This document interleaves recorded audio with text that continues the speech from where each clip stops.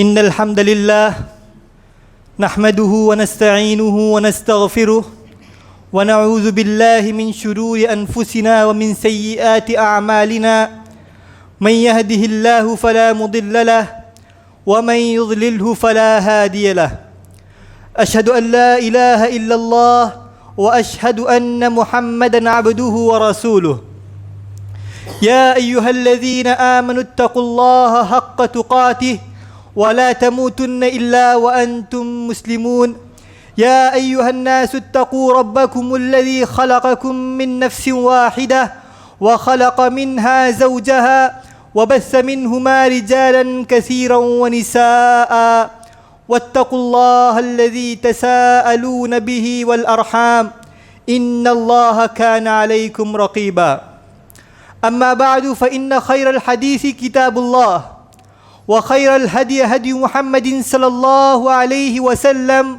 وشر الأمور محدثاتها وكل محدثة بدعة وكل بدعة ضلالة وكل ضلالة في النار فأعوذ بالله السميع العليم من الشيطان الرجيم من همزه ونفخه ونفثه بسم الله الرحمن الرحيم حافظوا على الصلوات والصلاة الوسطى وقوموا لله قانتين وقال النبي صلی اللہ علیہ وسلم صلوا كما رأيتموني أصلي۔ تمام قسم کی تعریفات، حمد و ثنا، کبریائی و بڑائی اس اللہ رب العالمین کے لیے ہے جو ہمارا خالق، مالک اور مدبر انس و جاہ ہے۔ درود و سلام ہو تمام انبیاء کرام پر، بالخصوص حضرت محمد مصطفیٰ صلی اللہ علیہ وسلم پر جو رحمت للعالمین، خاتم المرسلین اور شفیع المذنبین بنا کر بھیجے گئے۔ اللہم صلی علی محمد وعلی آل محمد کما صلیت علی ابراہیم وعلی آل ابراہیم انک حمید مجید۔ اللہم بارک علی محمد وعلی آل محمد کما بارکت علی ابراہیم وعلی آل ابراہیم انک حمید مجید۔ محترم بزرگان دین، نوجوانان ملت، عزیز بچوں اور پردہ نشین خواتین اسلام، اللہ تبارک و تعالیٰ کے امت محمدیہ پر بے شمار اور انگنت احسانات ہیں۔ انہی احسانوں میں سے ایک عظیم احسان یا ایک عظیم نعمت اللہ تبارک و تعالیٰ نے پیارے رسول صلی اللہ علیہ وسلم کو معراج کے سفر میں بطور تحفہ پیش کیا، جس سے میری مراد نماز ہے۔ نماز دین کا ایک اہم ستون ہے۔ نماز اللہ کے رسول صلی اللہ علیہ وسلم کے آنکھوں کی ٹھنڈک ہے۔ نماز مومن کی معراج ہے۔ نماز ہر برائیوں اور ہر فحش کاموں سے رکنے کا ذریعہ اور سبب ہے۔ نماز رزق میں برکت، جسم کے لیے راحت اور کفار کے مقابلے میں بطور اسلحہ ہے۔ الغرض نماز دین کے ستونوں میں سے ایک اہم اور بنیادی ستون ہے۔ سامعین کرام، خطبہ مسنونہ کے بعد آپ کے سامنے میں نے ایک آیت تلاوت کی جس میں اللہ رب العالمین نے اپنے مومن بندوں سے مخاطب ہوتے ہوئے فرمایا، حافظوا علی الصلوات والصلاة الوسطى وقوموا للہ قانتین، کہ تم اپنی نمازوں کی حفاظت کرو، بالخصوص درمیانی والی نماز یعنی عصر کی نماز کی، اور اللہ کے سامنے ادب اور خاموشی کے ساتھ کھڑے ہو جاؤ۔ اللہ رب العالمین نے اس آیت میں اپنے مومن بندوں سے مخاطب ہوتے ہوئے نمازوں کی حفاظت کا حکم دیا، اور ساتھ ہی حکم دیا کہ جب نماز کے لیے تم کھڑے ہو جاؤ، تو خاموشی، ادب، متانت اور اخلاق کے ساتھ کھڑے ہو جاؤ۔ اس آیت میں اللہ رب العالمین نے نمازوں کی حفاظت کا حکم دیا۔ نمازوں کی حفاظت کے کیا معنی ہیں؟ علماء نے اس کے مختلف معنی بیان کیے ہیں۔ جماعت کے ساتھ نماز ادا کرنا، اس کے اوقات میں نماز کو ادا کرنا، تمام شرائط، واجبات، مستحبات کو مد نظر رکھتے ہوئے نماز ادا کرنا۔ اسی طرح ایک معنی یہ بھی نکلتا ہے کہ نماز میں ہر قسم کی غلطی، ہر قسم کی خطا اور ہر قسم کی لغزش سے بچ کر نماز کو ادا کرنا۔ آج کے اس خطبے میں ہم سے ہونے والی بعض غلطیوں کی طرف انشاءاللہ نشاندہی کرنے کی کوشش کروں گا۔ اللہ رب العالمین سے دعا ہے کہ اللہ رب العالمین سب سے پہلے مجھے اور آپ تمام کو عمل کرنے کی توفیق عطا فرمائے۔ حضرات، اللہ رب العالمین نے جب صحابہ پر نمازوں کو فرض کر دیا، اللہ اور اس کے رسول کو پر فرض قرار دیا، تو اللہ کے رسول صلی اللہ علیہ وسلم صحابہ کی نمازوں کو دیکھتے، غور سے اللہ کے رسول صلی اللہ علیہ وسلم کی نمازوں کو دیکھتے، توجہ سے دیکھتے، اور اگر ان کی نماز میں کوئی لغزش، کوئی خامی یا کوئی کمی نظر آتی تو اللہ کے رسول صلی اللہ علیہ وسلم اس سے ان کو متنبہ کرتے۔ اللہ کے رسول صلی اللہ علیہ وسلم اگر ان کی نماز میں کوئی کمی نظر آتی تو ان کی نماز کی اصلاح کر لیتے۔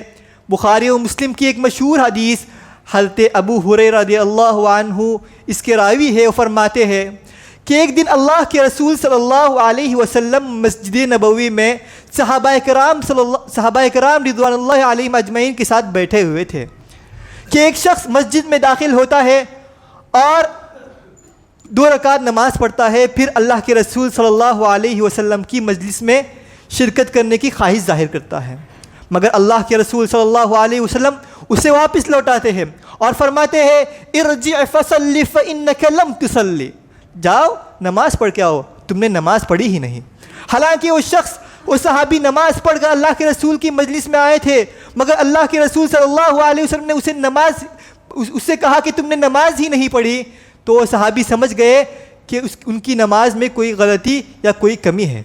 پھر وہ صحابی لوٹے اور پھر دوبارہ نماز پڑھی، پھر اللہ کے رسول صلی اللہ علیہ وسلم کے پاس آئے، پھر بھی اللہ کے رسول صلی اللہ علیہ وسلم نے یہی کہا ارجع فصلی فإنک لم تصلی، تم لوٹ جاؤ دوبارہ نماز پڑھو، تم نے نماز ہی نہیں پڑھی۔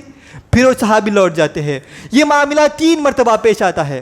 تیسرے مرتبہ وہ تھک ہار کر عرض کرتے ہیں اللہ کی قسم اے اللہ کے رسول، میری نماز میں جو غلطی نظر آ رہی ہے اس سے آپ مجھے متنبہ کرے، اس سے اچھی نماز میں نہیں پڑھ سکتا۔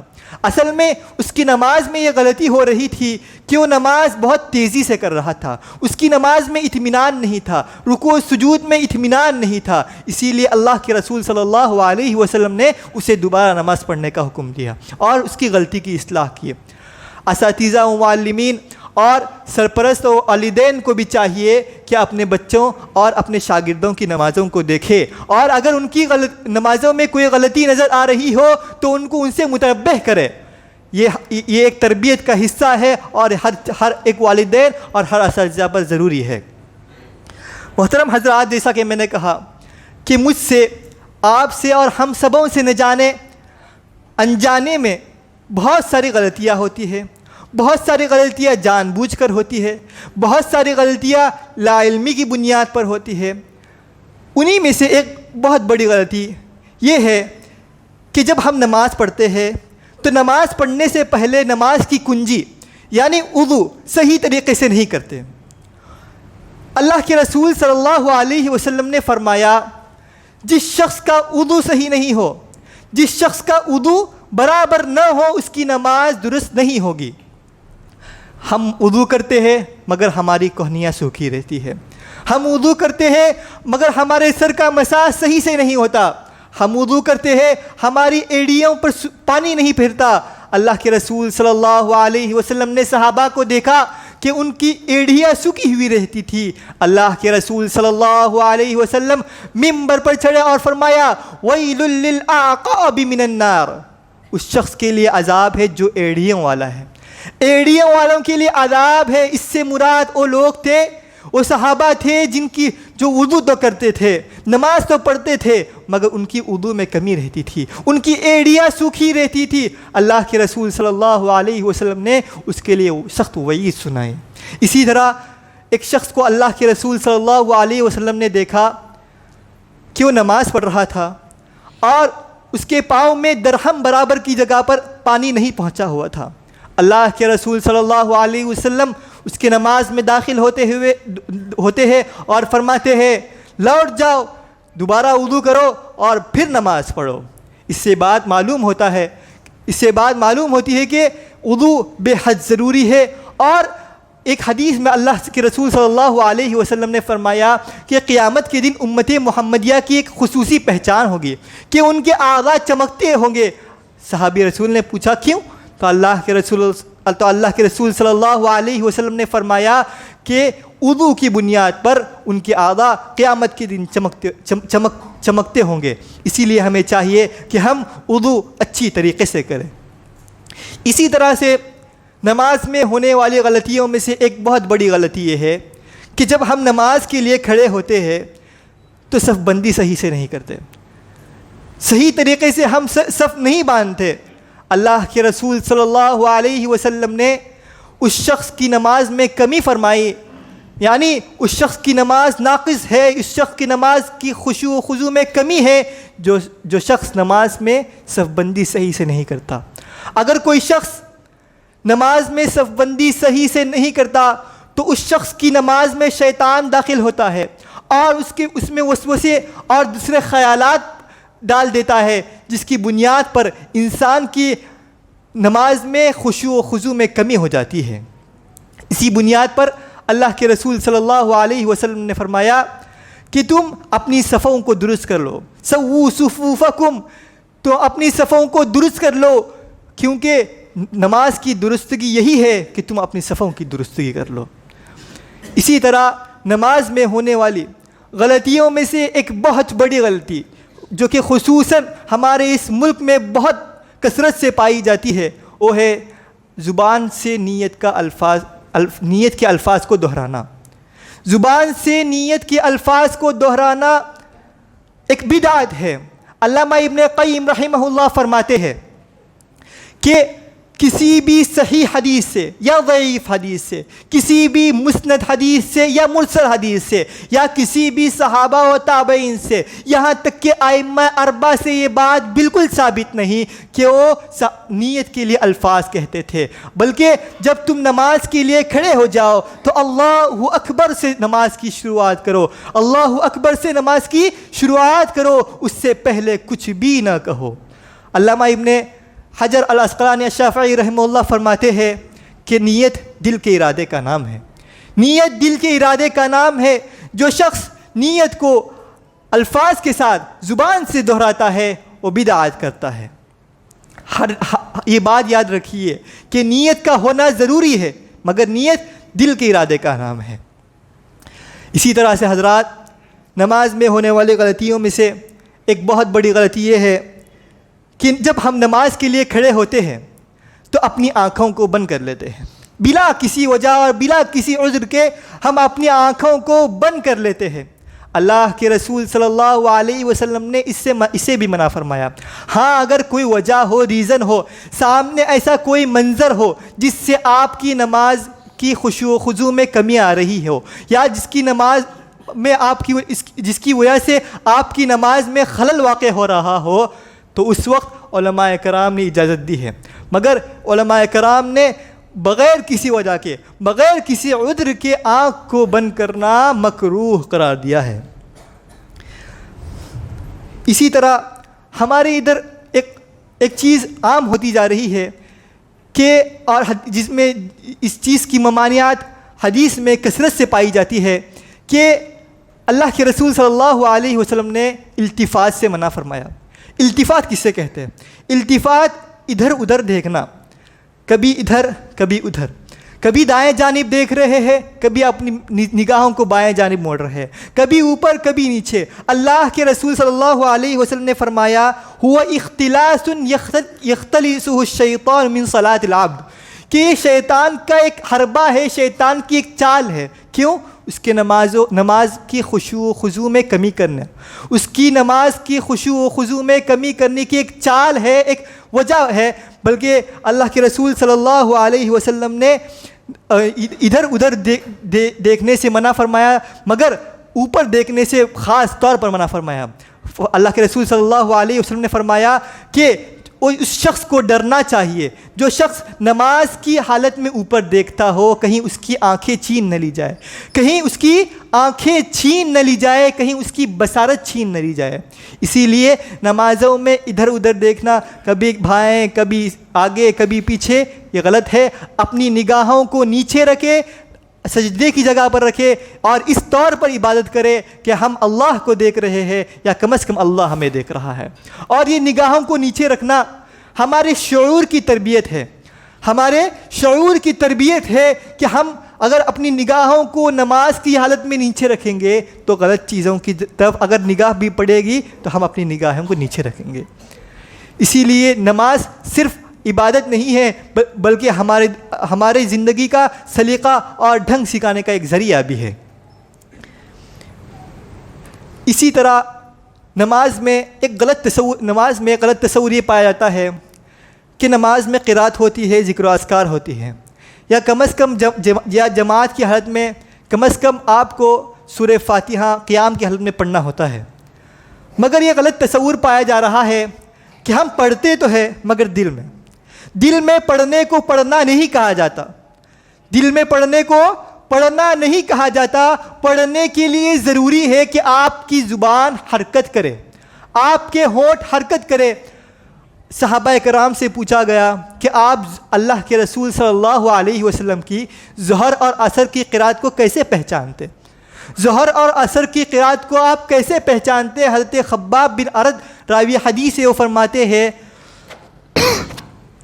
کہ اللہ کے رسول صلی اللہ علیہ وسلم کی داڑھی ہلتی تھی، باضطراب لحیتہ، اللہ کے رسول صلی اللہ علیہ وسلم پڑھتے تھے جس کی وجہ سے ہونٹ ہلتے تھے، ہونٹ ہلنے کی وجہ سے آپ کی داڑھی بھی ہلتی تھی جس کی وجہ سے ہم پہچانتے تھے کہ آپ قرات کر رہے ہیں۔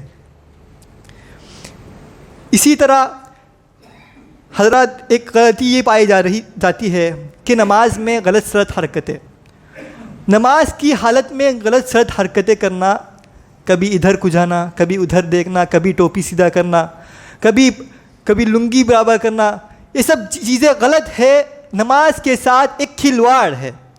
اللہ کے رسول صلی اللہ علیہ وسلم نے اس سے سختی سے منع فرمایا۔ جب آپ بادشاہ کے دربار میں ہوتے ہیں، آپ نے سنا ہوگا بادشاہ کے دربار میں جب لوگ ہوتے ہیں، سپاہی ہوتے ہیں، وزیر ہوتے ہیں یا کوئی دوسرے لوگ ہوتے ہیں، تو ان کی مجال کیا کہ وہ بادشاہ کے سامنے ایسی حرکت کرے کہ بادشاہ کی شان میں گستاخی ہو۔ بادشاہ کا زمانہ گزر گیا، ایک طالب علم جب پرنسپل کے آفس میں چلا جاتا ہے، ہیڈ ماسٹر کے آفس میں چلا جاتا ہے، تو اس کی کیا مجال کہ پرنسپل کے سامنے وہ غلط سلط حرکتیں کرے؟ خاموشی اور متانت کے ساتھ کھڑا رہتا ہے۔ جب ہم اللہ رب العالمین کے سامنے، جو کہ احکم الحاکمین ہے، جو کہ تمام بادشاہوں کا بادشاہ ہے، جب ہم اس کے سامنے کھڑے ہو رہے ہیں تو ہمیں کتنا خیال رکھنا چاہیے، کہ ہم خاموشی، ادب اور متانت کے ساتھ کھڑے ہو، ایسی کوئی غلط حرکتیں نہ کرے جس سے نماز میں خلل ہو رہا ہو۔ ایک حدیث میں آتا ہے کہ ایک صحابی اپنی داڑھی سے کھیل رہا تھا یا اپنی داڑھی میں خلال کر رہا تھا کہ اللہ کے رسول صلی اللہ علیہ وسلم فرماتے ہیں لو خشع قلب هذا لخشعت جوارح، اگر اس کا دل ڈر رہا ہوتا تو اس کے اعضاء بھی خاموش رہتے، اگر اس کا دل ڈر رہا ہوتا تو اس کے اعضاء بھی خاموش رہتے۔ اس سے پتہ چلتا ہے کہ نماز میں غلط سلط حرکتیں کرنا، کسی چیز سے کھیلنا، یہ سب منع ہے اور یہ سب ممنوع مکروہ چیزوں میں سے ہے، اس سے نماز باطل ہونے کا بھی خدشہ ہوتا ہے۔ اسی طرح ایک غلطی عام طور پر یہ پائی جاتی ہے جس سے ہم نے اپنی گفتگو کا آغاز کیا تھا کہ ایک صحابی اللہ کے رسول صلی اللہ علیہ وسلم کے پاس آتا ہے اور تیزی سے نماز پڑھتا ہے، جلدی نماز پڑھتا ہے، نہ سجدے میں اطمینان، نہ رکوع میں اطمینان، سورہ فاتحہ صحیح سے نہ پڑھتا ہے، جب سجدے کی حالت میں جاتا ہے اپنا سر رکھتا ہے اور پھر اٹھا دیتا ہے، نہ سجدہ صحیح سے کرتا ہے، نہ اس میں اطمینان ہوتا ہے، نہ اس میں ذکر و اذکار ہوتا ہے، بس ایک طرح کا ایکسرسائز ہوتا ہے، ایک طرح کی اٹھک بیٹھک ہوتی ہے۔ اس سے اللہ کے رسول صلی اللہ علیہ وسلم نے منع فرمایا اور اس کو کوے کی ڈھونگ سے تشبیہ دی۔ نہا رسول اللہ صلی اللہ علیہ وسلم ان نقرۃ الغراب، اللہ کے رسول صلی اللہ علیہ وسلم نے کوے کی ڈھونگ سے منع فرمایا. کوے کی ڈھونگ یعنی جب سجدے کی حالت میں آپ جاتے ہیں تو اتنی تیزی سے جاتے ہیں جیسے زمین پر سر رکھ دیا اور اٹھا لیا بس. اللہ کے رسول صلی اللہ علیہ وسلم نے اس سے منع فرمایا. کوا کتنی دیر لگتا ہے اس کو ایک دانہ چگنے میں؟ 1 سیکنڈ 2 سیکنڈ. اللہ کے رسول صلی اللہ علیہ وسلم نے اس شخص کو اس سے تشبیہ دی جو تیزی کے ساتھ نماز پڑھتا ہے. اسی طرح اللہ کے رسول صلی اللہ علیہ وسلم نے اسے سب سے بدتر اور سب سے برا چور کہا جو نماز میں جلدی کرتا ہے. دنیا میں چور بہت پائے جاتے ہیں. کوئی مال کی چوری کرتا ہے, کوئی پیسوں کی چوری کرتا ہے. الغرض دنیا میں بہت سارے چور پائے جاتے ہیں, مگر سب سے بدتر اور سب سے برا چور وہ ہے جو نماز کی چوری کرتا ہے. اسوأ الناس سرقۃ, اللہ کے رسول صلی اللہ علیہ وسلم نے فرمایا کہ سب سے بدترین چور وہ ہے جو نماز کی چوری کرتا ہے. صحابہ سے پوچھا گیا کہ سب سے بدترین چور نماز میں چوری کیا ہوتی ہے؟ تو اللہ کے رسول صلی اللہ علیہ وسلم نے فرمایا اس کا رکوع اور اس کا سجدہ اطمینان بخش نہیں ہوتا, مکمل نہیں ہوتا. اسی لیے اللہ کے رسول صلی اللہ علیہ وسلم نے اس کو بدترین چور سے تشبیہ دی. اسی طرح سے وہ حدیث جس سے ہم نے خطبے کا آغاز کیا تھا, اللہ کے رسول صلی اللہ علیہ وسلم بار بار اسے واپس لوٹا رہے تھے. کیوں؟ اس کی وجہ یہی تھی کہ وہ جلدی جلدی نماز پڑھ رہا تھا, اس کے سجدے اور رکوع میں اطمینان نہیں تھا.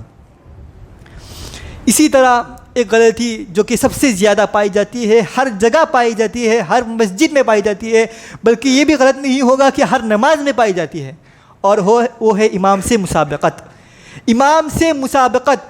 امام اس لیے ہوتا ہے تاکہ آپ اس کی اتباع کریں, نہ کہ آپ امام سے مسابقت کریں. امام ابھی سجدے کے لیے نہیں گیا کہ آپ سجدے کے لیے جاتے ہیں. امام ابھی تک رکوع سے نہیں اٹھا کہ آپ رکوع کے لیے چلے گئے. امام ابھی تک ولضالین مکمل بھی نہیں کیا کہ آپ نے آمین کہنا شروع کر دیا. یہ غلط ہے اور یہ امام سے مسابقت ہے. اللہ کے رسول صلی اللہ علیہ وسلم نے فرمایا کہ امام اس لیے مقرر ہوتا ہے تاکہ آپ اس کی اقتداء کریں. امام اس لیے مقرر ہوتا ہے تاکہ آپ اس کی اقتداء کریں. جب وہ اللہ اکبر کہے تو تم بھی اللہ اکبر کہو. فَإِذَا كَبَّرَ فَكَبِّرُوا, جب وہ رکوع کرے تو تم بھی رکوع کرو. جب وہ سمع اللہ لمن حمدہ کہے تو تم ربنا ولک الحمد کہو. اسی طرح جب امام سجدے کے لیے جائے تو تم اس وقت سجدے میں جاؤ. امام سے مسابقت ہرگز قابل قبول نہیں ہے, بلکہ یہ ایک ایسی غلطی ہے جو آپ کی نماز کو باطل کر سکتی ہے. اور اکثر یہ دیکھا جاتا ہے کہ نماز میں جب امام پہلا سلام پھیرتا ہے تو بہت سارے لوگ دوسرا سلام بھی پھیر دیتے ہیں. اس سے آپ کی نماز باطل ہو سکتی ہے. اللہ کے رسول صلی اللہ علیہ وسلم اس شخص کی نماز کو باطل قرار دیا جو شخص نماز سے مسابقت کرتا ہے, امام سے مسابقت کرتا ہے. صحابہ اکرام فرماتے ہیں کہ جب تک ہم اللہ کے رسول کو نہیں دیکھتے کہ وہ اپنی پیشانی کو زمین پر لگا دیے ہیں, اس وقت تک ہم سجدے کے لیے نہیں جاتے. آج کل جلد بازی کا ایک مظہر یہ بھی ہے کہ خطیب خود ممبر سے اترتا بھی نہیں ہے کہ لوگ کھڑے ہو جاتے ہیں. یہ بھی غلط ہے اور یہ بھی امام سے مسابقت ہے.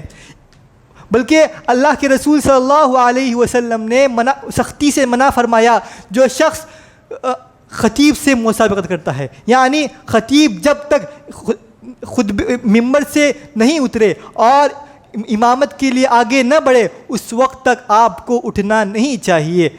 اگرچہ ہمارے آج کل یہ چیز عام ہوتی جا رہی ہے. اسی طرح نماز میں کی غلطیوں میں سے ایک بہت بڑی غلطی یہ ہے کہ مسجد میں ہم اپنی جگہ کو مخصوص کرنا کہ میں یہیں پر نماز پڑھوں گا. یہ سب سے بڑی بیوقوفی اور حماقت ہے. کیوں؟ کیونکہ کل قیامت کے دن یہ جگہ آپ کے لیے شفاعت اور گواہی کا باعث بنے گی. یہ جگہ آپ کے لیے قیامت کے دن کل گواہی دے گی کہ اے اللہ فلاں بندہ فلاں وقت میرے پاس نماز پڑھتا تھا, اے اللہ فلاں بندہ فلاں وقت میرے پاس ذکر و اذکار کرتا تھا. اسی لیے چاہیے کہ ہم اپنی جگہ کو مسجد میں اپنے لیے کوئی خاص جگہ مخصوص نہ کریں، بلکہ اللہ کے رسول صلی اللہ علیہ وسلم نے اس کو اونٹ کے ساتھ تشبیہ دی۔ جس طرح اونٹ اپنے ریوڑ میں اپنے لیے خاص جگہ مخصوص کرتا ہے، اپنے لیے خاص جگہ کا انتخاب کرتا ہے، اسی طرح انسان مسجد میں اپنے لیے خاص جگہ مخصوص نہ کرے۔ جب آپ مسجد میں آ جائیں تو صف اول میں بیٹھنے کی کوشش کریں۔ بہت سارے حضرات ایسے ہیں جو مسجد میں بہت جلد پہنچ جاتے ہیں مگر صف اول ان سے چھوٹ جاتی ہے، پیچھے جا کر بیٹھتے ہیں یا فین یا کسی دوسری بنیاد پر کسی کونے کو پکڑ لیتے ہیں۔ یہ بھی غلط ہے، کیونکہ صف اول کی جو اہمیت اور جو فضیلت حدیث میں بیان کی گئی ہے اگر اس کا پتہ چلتا تو لوگ آپس میں لڑائی جھگڑا کرتے۔ اسی طرح جب ہم نماز کے لیے سجدے میں جاتے ہیں تو اپنی ناک کو اور ساتھ ہی ساتھ ان 7 اعضاء کو جس کی صراحت حدیث میں کی گئی ہے اس کا زمین پر لگنا ضروری ہے۔ بہت سارے حضرات 7 اعضاء سے مراد 2 گھٹنے، 2 ہاتھ، 2 پیر اور چہرہ سمجھتے ہیں۔ چہرے میں ناک بھی شامل ہے۔ یہ بات واضح رہے کہ ناک بھی چہرے میں شامل ہے، اسی لیے سجدے کی حالت میں ناک کا زمین پر لگنا بھی ضروری ہے۔ ناک بہت سارے لوگ ایسے بھی ہوتے ہیں جو پاؤں کو پیچھے سے اٹھاتے ہیں، پیچھے سے اپنے پاؤں کو اٹھاتے ہیں، یہ بھی غلط ہے کیونکہ 7 اعضاء کا زمین پر لگنا ضروری ہے۔ اللہ کے رسول صلی اللہ علیہ وسلم کی حدیث ہے کہ اللہ کے رسول نے فرمایا مجھے 7 اعضاء پر سجدے کرنے کا حکم دیا گیا۔ اسی طرح ہمارے بعض حضرات ایسے ہیں جو عذر کی بنیاد پر کرسی پر نماز پڑھتے ہیں۔ علماء کا اس بات پر فتویٰ ہے کہ عذر کی بنیاد پر کرسی پر نماز پڑھ سکتے ہیں، مگر پوری نماز کو کرسی پر پڑھنا، قیام کی استطاعت کے باوجود، قیام کی طاقت کے باوجود یعنی کھڑے رہنے کی طاقت کے باوجود بھی بیٹھ کر نماز پڑھنا، اسی طرح سجدے کی رکوع کی استطاعت کے باوجود بیٹھ کر سجدہ کرنا، یہ غلط ہے۔ کیونکہ اللہ کے رسول صلی اللہ علیہ وسلم نے قیام کو نماز کے لیے فرض قرار دیا۔ ہاں اگر کوئی عذر ہو تو نماز کرسی پر بیٹھ کر پڑھ سکتے ہیں۔ اسی طرح سے بہت ساری ایسی غلطیاں ہیں جو مجھ سے، آپ سے اور ہم سبوں سے ہوتی ہے۔ اساتذہ اور معلمین کو خاص طور پر یہ چاہیے کہ وہ اپنے بچوں کی نمازوں کو دیکھے، اپنی نمازوں ان کو کہے کہ میرے سامنے 2 رکعت نماز پڑھے، پھر ان کی نمازوں کو پرکھے، اور اگر ان کی نماز میں کوئی غلطی، کوئی خامی یا کوئی کمی نظر آ رہی ہو تو ان سے متنبہ کرے۔ اللہ تبارک و تعالیٰ سے دعا ہے کہ اللہ تبارک و تعالیٰ ہم تمام کی نمازوں کو درست فرمائے، ہم تمام کی نمازوں کو قرآن و سنت کے مطابق عمل کرنے کی توفیق و نصیب فرمائے، بلکہ ہمارا ہر عمل قرآن و سنت کے مطابق ہو۔ اقول قولی ھذا استغفر اللہ لی ولکم ولسائر المسلمین من کل ذنب فاستغفروہ انہ ھو الغفور الرحیم۔